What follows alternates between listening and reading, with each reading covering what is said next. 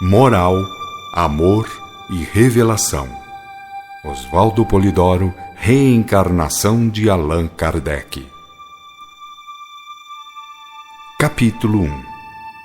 O discípulo meditava, sentado debaixo da laranjeira, nas complexidades apresentadas pela terra, no tremedal de controvérsias, na caudal de sim e não que espraia pela humanidade. Era-lhe doloroso, por exemplo, ouvir qualquer pessoa afirmar que Deus não existe, que a alma é invencionismo e que a responsabilidade se prende exclusivamente ao currículo humano temporal. Agora, dizia ele para consigo mesmo, aí está meu futuro definido, metido a estudante de medicina, a proclamar que a vida e a inteligência, a emoção e a capacidade de reação nada mais representam do que as vibrações celulares funcionando globalmente. Ora, pensava ele, essa gente nem mesmo vê o ar que respira, ou o som que ouve, nem o vento que sopra.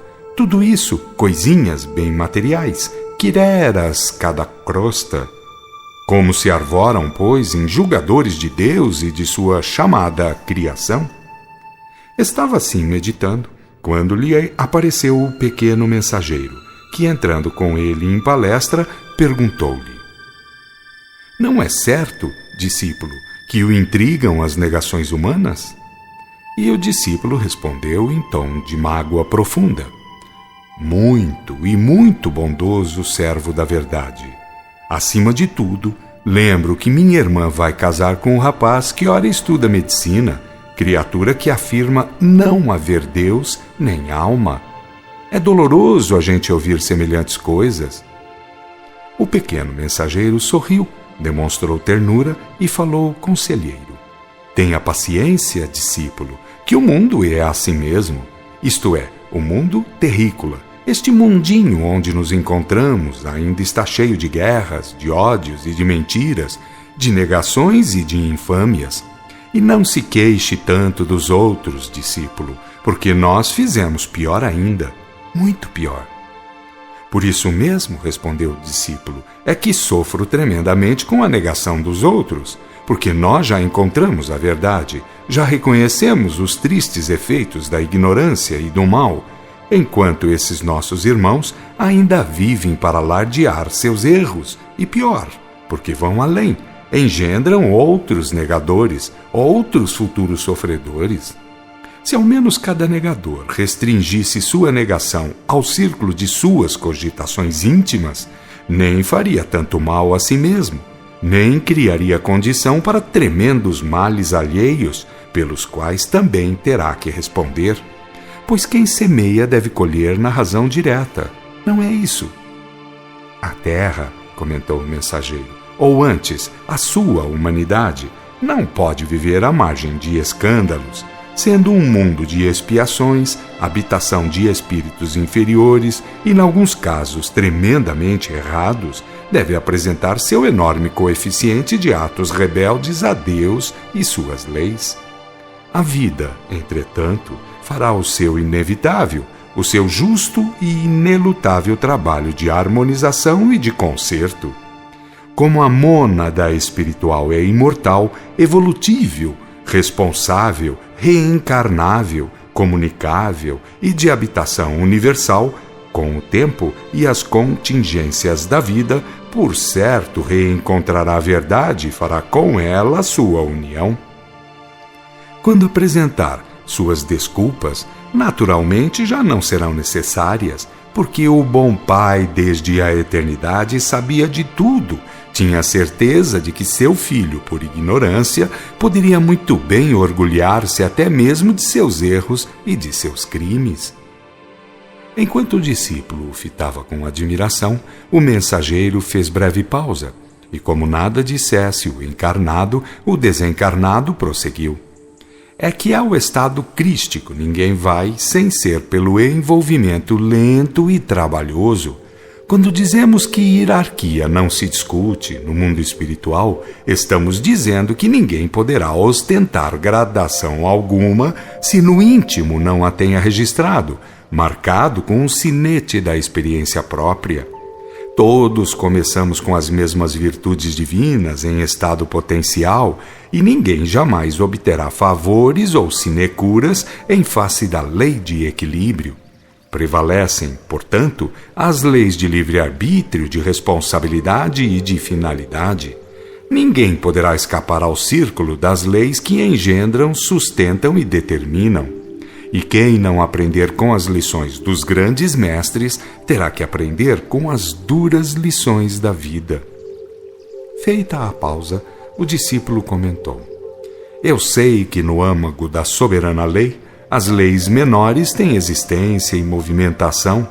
Eu sei que no bojo do supremo determinismo, o livre-arbítrio relativo do homem ou da mônada espiritual tem o seu cabimento. Infelizmente, porém, não se sabe como evitar os males decorrentes do orgulho e da presunção. Muito raramente alguém sustenta uma inverdade perante as leis da chamada criação, sem que esteja o orgulho na base do absurdo. Isto é que entristece muito.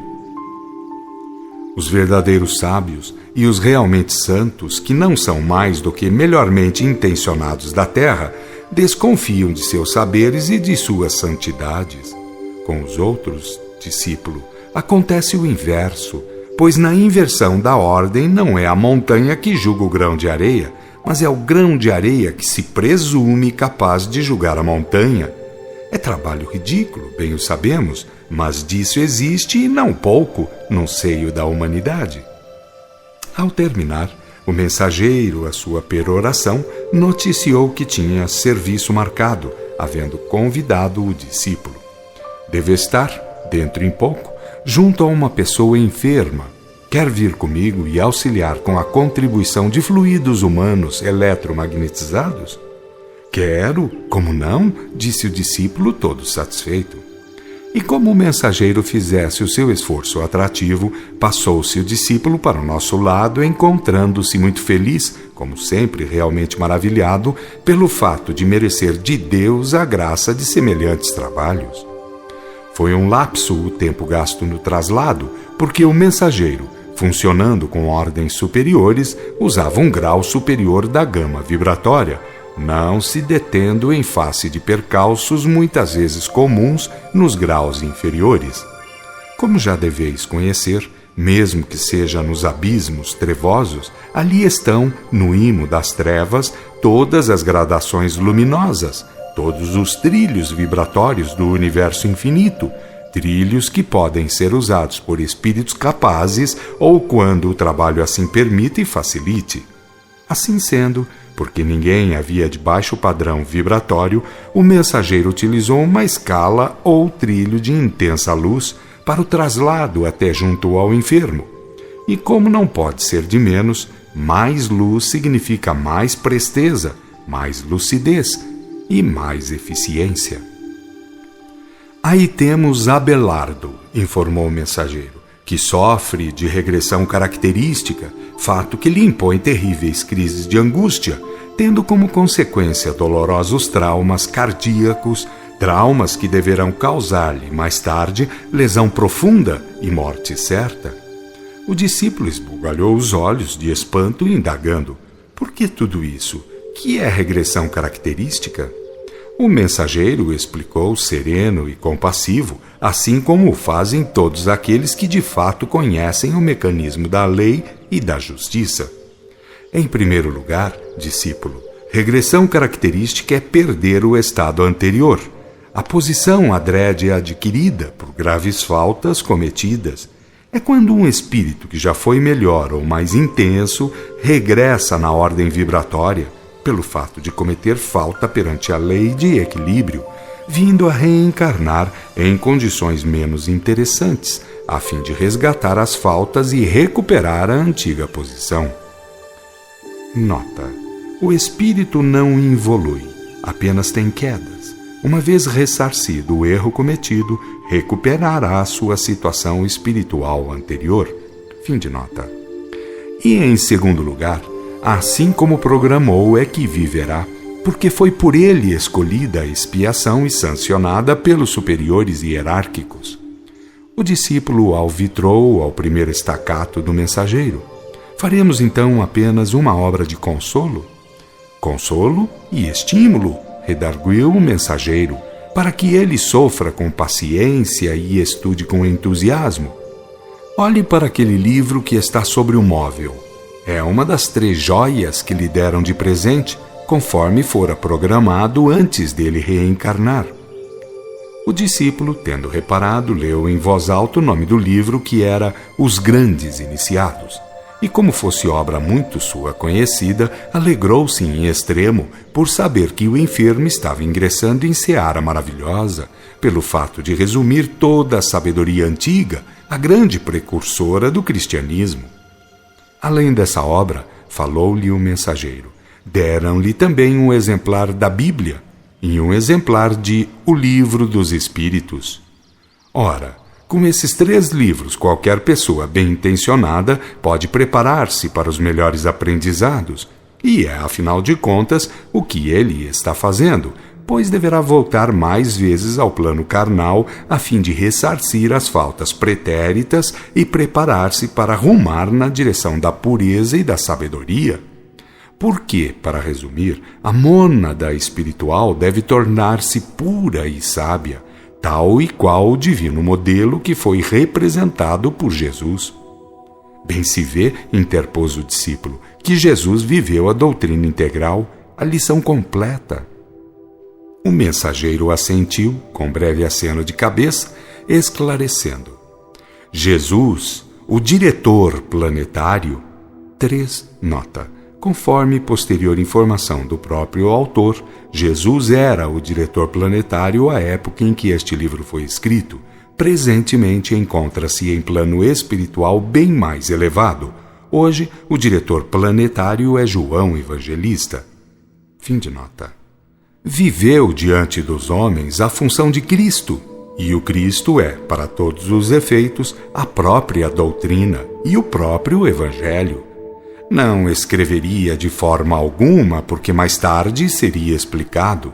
Letras podem ser adulteradas e livros podem ser queimados, mas o Cristo nunca poderá ser adulterado nem eliminado, por mais que se ergam os ventos da iniquidade, por mais que se levantem os brados da contradição. O Cristo é programa, o Cristo é modelo e o Cristo é a meta final. Com verdadeira unção, o discípulo aduziu. Tenho aprendido com vocês que o Cristo representa a mônada espiritual elevada ao grau de pureza e de sabedoria, por evolução, pela caminhada através dos reinos e das espécies, por isso mesmo transformando a matéria opaca do seu corpo astral em verdadeiro foco de luz divinizada. Justamente, interrompeu o mensageiro, quando um Cristo é apresentado à humanidade de um planeta, é muito anunciado anteriormente, nasce em virtude de fatos mediúnicos transcendentes, vive acontecimentos mediúnicos maravilhosos, tem um corpo físico. 4 nota. É um alerta para aqueles que lerem os 4 evangelhos de Hosteng, que diz: Jesus não tinha um corpo físico, mas fluídico. O autor, quando encarnado, sempre combateu a tese holtanguista. Fim de nota. Que obedece aos imperativos do espírito e das faculdades mediúnicas desenvolvidas sem medida e não encontra barreira na morte, porque dá exemplo vivo e vibrante de ser o paradigma da evolução e da imortalidade. E resta ainda uma outra prerrogativa a ser enunciada. Você sabe qual é, discípulo? O discípulo encarou bem o mensageiro e fez sinal de não com a cabeça, sem articular palavra, e o mensageiro emendou sorridente e feliz. É que, apesar do tiroteio da contradição, ninguém consegue escandalizá-lo. Fica de pé em seu posto de honra, como exemplo de caminho a ser seguido e de finalidade a ser atingida. Aqueles que o ignoram, aos poucos, o irão conhecendo. Aqueles que o negam, aprenderão com a vida a afirmá-lo. E aqueles que o reconhecem como divino modelo, imitando seus exemplos, vão aos poucos se aproximando da esfera crística, do chamado oitavo céu, que é acima de mundos e de formas, que é universal ou cósmico.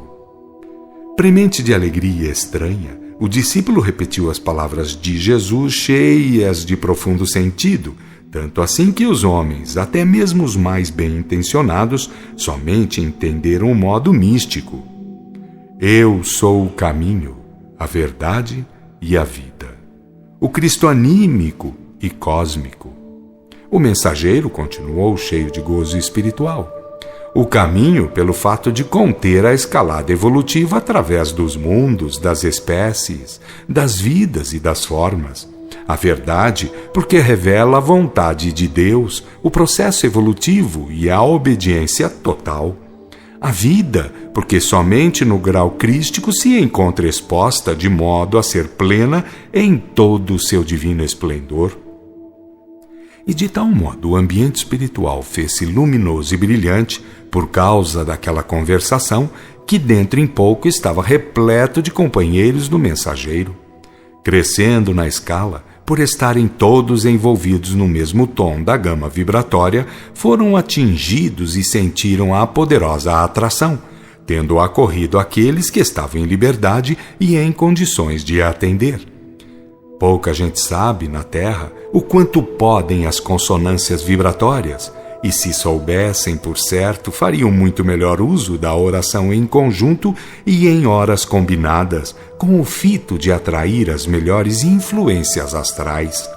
E se alguém quiser ter a prova do que dizemos, note o que conseguem os mais tacanhos e muitas vezes errados institutos religiosos da Terra, organizados em base de cleresias político-econômicas, funcionando como verdadeiros focos de idolatrias e fetichismos, pelo simples fato de se apoiarem em grandes massas crédulas, em poderosas usinas de força mental positiva. Se a mônada, ainda inconsciente, habitando a pedra, o vegetal ou o animal inferior, pelo fato de ser vida, impõe condições, faz a matéria tomar forma e sustentar estado de apresentação forçada, quanto mais não conseguirá dominar, desde que saiba conhecer e aplicar a sua poderosa capacidade vibratória? Se ela, sem ter conhecimento daquilo que é, agindo como partícula viva, sem vontade própria e sem objetivo inteligente, faz tudo quanto sabemos que faz nos planos inferiores da vida, quanto mais não fará desde que sabendo aplicar o poder mental, ele que é o moto acionante de todas as demais energias do cosmo? Que graças andaram por aqui? Indagou o primeiro a chegar, atraído por aquela subida vertiginosa na escala das vibrações. O mensageiro explicou-lhe. Estávamos falando de Jesus quando foi pelo Pai Divino apresentado como divino modelo ou Cristo. Falei sobre a origem, sobre o processo evolutivo e sobre a sagrada finalidade, tudo aquilo que o Cristo representa, tendo havido intensificação no campo magnético, de onde surtiu a diferença vibratória que vos atingiu, pelo fato de estarmos irmanados por várias razões, inclusive a ligação simpática, um dos fatores mais importantes de atração que nos é dado conhecer. O tal companheiro compreendeu e sentiu a grandeza da questão, tendo pronunciado algumas palavras de estímulo. Em Deus, temos a origem e as faculdades que devemos desenvolver. Na lei de equilíbrio, temos a justiça que nos fará reconhecer o caminho certo, sempre que dele nos afastarmos. No Cristo, temos um modelo a igualar, o ponto de referência a ser atingido, aquela mônada que se elevou por evolução à divinização, pairando por isso mesmo acima de injunções planetárias, acima de mundos e de formas, constituindo, portanto, para nós aquilo que devemos procurar ser. Não admira que, ao se tratar do Cristo, com conhecimento de causa e boas intenções, já se faça estremecer o ambiente magnético ao derredor. E para quantos desejarem conhecer e por isso em prática, este fenômeno basta para provar até onde pode um espírito empregar a força moto-mental com a sua carga imensa de ação sobre a vastidão das energias cósmicas. Como tivesse feito silêncio, aproveitou o discípulo a oportunidade fazendo a seguinte pergunta: por isso mesmo, então, é que os cenáculos esotéricos não permitiam a qualquer um o conhecimento das leis espirituais e cósmicas? O tal companheiro apontou o livro que estava sobre o móvel, explicando: sim, por isso mesmo, para que eventualmente não fizessem mau uso de leis e de recursos que merecem todo o respeito. Esse livro que aí está diz muito bem, embora de modo resumido, o que foram as escolas iniciáticas antigas, porém, tendo vindo o Cristo para significar a finalidade da centelha ou mônada espiritual e para tornar a revelação de alcance generalizado, cada qual deve se armar de senso de responsabilidade, a fim de conhecer e saber usar de tudo, de si próprio e das leis que venha a conhecer. Porque é imprescindível, note bem, que o espírito evolua e entre na esfera das responsabilidades superiores. O mensageiro olhou bem para o discípulo, repetindo a palavra do companheiro. Note bem, é imprescindível que cada mônada espiritual, por envolvimento, vá se tornando suficiente em matéria de conhecimentos e de aplicações. E o tal companheiro concluiu antes de partir. Até a vinda do Cristo, a ciência dos mistérios, como se chamava o conhecimento da verdade, devia ser conhecida e falada somente dentro dos cenáculos iniciáticos. Com o Cristo, veio o derrame de revelação sobre toda a carne, devendo essa graça merecer de todos um máximo respeito. Como Cristo vive a lei de Deus, e a lei de Deus contém 3 sentidos, a moral, o amor e a revelação, que os cristãos façam questão de corresponder à graça ou à verdade. Ou julga você, discípulo, que é a favor o fato de um filho de Deus cumprir a lei? O discípulo não perdeu tempo e respondeu: não é favor algum, pois o resultado da harmonia é paz, luz e poder. Entretanto, vejo bem que os homens, cá da terra, e até mesmo alguns dos mais bem-intencionados, encaram o Cristo pelo avesso, tomam-no apenas como figura de fachada, a fim de transformarem-no em defesa de suas maquinações mundanas. Lembro que o Cristo, sendo o exemplo da lei vivida, para muita gente não passa de um simples derrogador da mesma lei, porque essa gente transgride a lei e faz questão de dizer que o Cristo de tudo se faz pleno responsável. O tal companheiro se foi, porque tinha o que fazer, mas antes de ir disse ao mensageiro: diga a ele o que ouvimos, da boca do próprio Jesus, quando de uma de suas manifestações. De fato, o mensageiro disse ao discípulo: de tempos a tempos, discípulo, o mestre comparece a alguma grande reunião a fim de deixar patente a sua dedicação a todos os tutelandos. E numa delas, por causa de certo discurso feito por um antigo clérigo, discurso cheio de unção, porém falho de conhecimento de causa, disse o mestre o seguinte, falando de muito longe, ou parecendo ser de muito longe, para nós que ainda somos tão inferiores na escala evolutiva e não o podemos encarar de perto. Assim disse ele, falando a todos os presentes e com aquela doçura que o caracteriza. Aspas. Fui humilde transmissor e vivedor da doutrina do Pai, assim como espero que sejais também os seus vivedores. Deixei a seara e a liberdade, ficando cada qual responsável pelas suas obras. Não sou o responsável pelas vossas liberdades individuais. Fecha aspas. O discípulo comentou satisfeito: maravilhoso, porque todo lei e todo verdade. O mensageiro acrescentou, comovido: a essência da função crística, pois a luz divina jamais poderia ser adquirida de terceiros. A um Cristo cumpre esclarecer sobre a origem, cumpre ensinar sobre o processo evolutivo e cumpre dar mostra da sagrada finalidade, retornando como espírito emancipado, soberano dominador das leis planetárias, ostentando o carro da alma, aquela matéria fluídica que começa opaca em estado de luz e de esplendor divinos.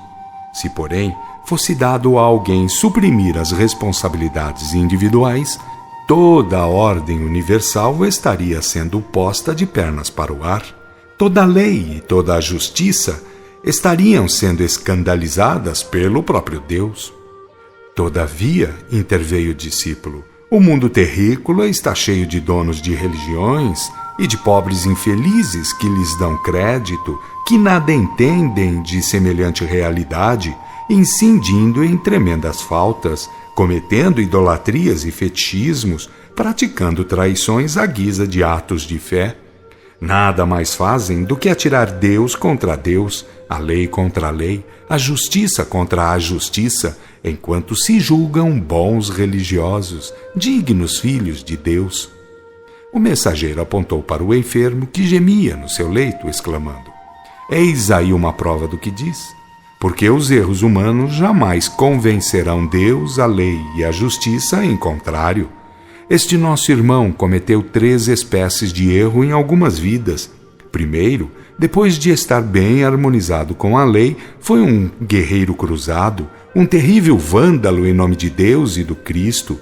Depois, ao reencarnar ainda na Europa, foi um nobre despótico, articulando-se com a Igreja Romana para realizar obra de rapina através de perseguições e mortes. A seguir, para acúmulo de sua desdita, reencarnou na Espanha e foi grande perseguidor das obras consoladoras, tomando parte na queima de Bíblias, Evangelhos e livros espíritas. Como Deus não é particularista, como a lei não é religiosa e como a justiça não tem parentes nem protegidos, primeiro desceu ele aos rincões trevosos, onde sofreu horrores inenarráveis. Depois reencarnou para isso, isto é, começou nesta encarnação um ciclo de duras provas e expiações, para chegar a obter, algum dia, o necessário reequilíbrio. Fez breve silêncio e detalhou a seguir. Observe que ele não tem más companhias, como quase sempre acontece, mas o seu corpo astral é quase uma nuvem negra. Realmente seu perispírito está minado pela mancha negra e fosca que os seus criminosos pensares e agires criaram. E embora os médicos julguem ser esta ou aquela outra a causa da doença, embora se apliquem com todo o rigor para sará-lo, a verdade é que ele é um doente de alma, um lesado de espírito, e por conseguinte, seu grande e real medicamento está no sofrimento, está em compreender as causas e por elas tratar dos efeitos. Que lástima, bramiu um dos companheiros, e o mensageiro ressaltou: o pior, entendam, é que dores, provas e expiações não constituem a aquisição de valores hierárquicos pelo simples fato de serem dores, provas e expiações. O sofrimento, quando obra de abnegação, de renúncia ou devotamento, pode elevar o espírito imensamente. Quando, porém, se sofre por causa de crimes cometidos, o sofrimento é apenas de efeito disciplinar. Pode trazer o reequilíbrio, mas nunca será aquisição nos domínios do amor e da ciência, a menos que, de permeio, converta o sofredor às provas e expiações em campos de estudo, em oportunidades de sérias observações e aquisições experimentais. Poucos sabem discernir assim, interpôs o discípulo. No plano carnal, a maioria pensa que sofrimento é, pelo simples fato de ser sofrimento, aquisição de valores hierárquicos. Ora, como pode ser que Deus, sendo em tudo perfeição, venha distribuir dores e trevas, tormentas e expiações, sem ser por causa de transgressões, de rebeldia contra a lei de harmonia universal? Não está escrito no Velho Testamento, e Jesus o trasladou para o Novo, que Deus quer caridade e não sacrifício? Feito o seu discurso, o discípulo fitou o mensageiro com ar indagador e o mensageiro comentou: dizem os nossos mentores, e a razão o consagra integralmente, que a necessidade tange o espírito, a mônada espiritual, desde que ela existe, e que vai ela tomando conhecimento disso ou das leis de meio e necessidade, assim como se vai tornando consciente da origem, do processo evolutivo e da sagrada finalidade. É um erro, portanto, confundir entre dor e necessidade, somente porque elas quase sempre marcham paralelas na vida do espírito. A necessidade, para se transformar em dor, carece de ser elevada ao máximo grau, precisa de ser desprezada e aviltada.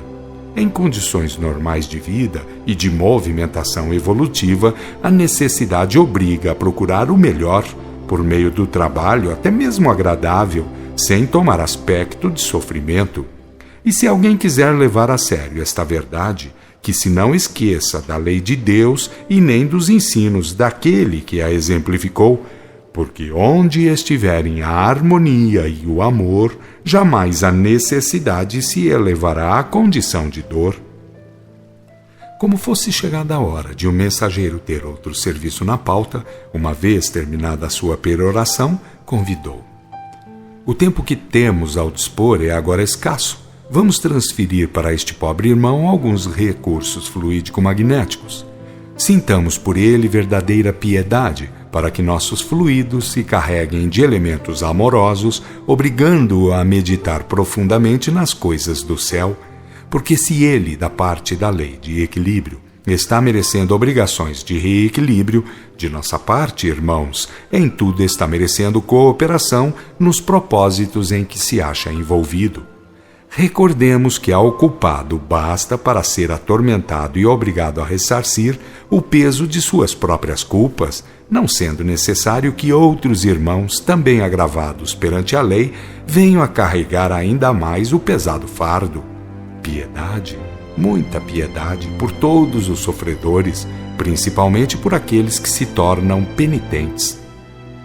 Entramos todos a orar, vindo o ambiente a se transformar em azulino brilhante por causa da preponderância do discípulo, cujos fluidos de encarnado, que sendo muito mais densos, passam a predominar no ambiente.